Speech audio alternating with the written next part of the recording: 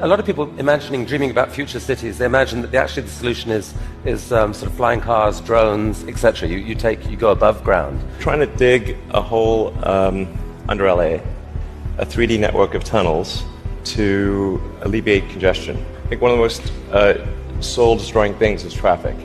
It takes away so much of your life, and it's horrible. There's no speed limit here, so we're designing this to be able to operate at 200 kilometers an hour, about 200 kilometers an hour, or about 130 miles per hour.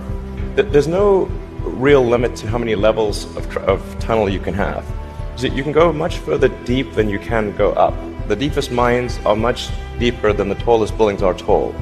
I mean, you started Tesla with the goal of persuading the world that electrification was the future of cars. Yeah, cross country from LA to New York by the end of the year, fully autonomous. By the end of the year, you're saying someone's going to sit in a Tesla without touching the steering wheel, tap in New York, off it goes, won't have to ever touch the wheel by the end of 2017. We should be able to go from all the way from a parking lot in California to a parking lot in New York, no controls touched at any point during the entire journey. So this is allowing you to dream of this really ambitious idea of sending like many people to Mars in 10 or 20 years time, I guess. Yeah. In the next 20 years.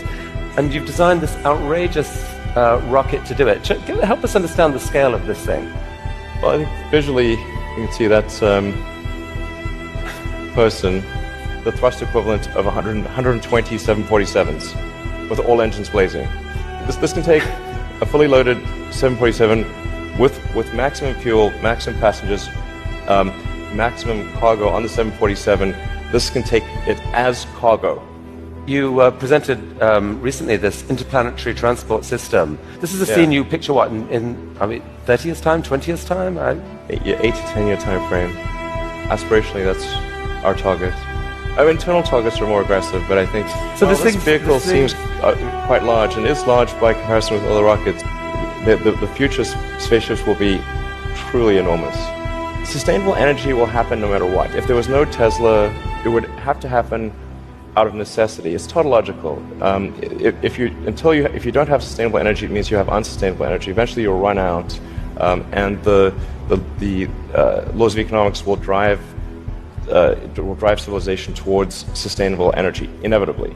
The fundamental value of a company like Tesla is the degree to which it accelerates the advent of sustainable energy faster than it would otherwise occur.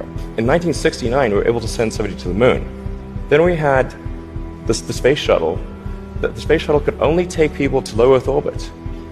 Then the space shuttle retired, and the United States could take no one to orbit. So that's the trend. The trend is like down to nothing. This is not. People are mistaken when they think that technology just automatically improves. It does not automatically improve. It only improves if a lot of people work very hard to make it better. And actually, it will, I think, by itself degrade, actually. I look at the future from a standpoint of the probabilities. It's like a branching stream of probabilities. And there are actions that we can take that affect those probabilities, or that accelerate one thing or slow down another thing, introduce something new to the probability stream.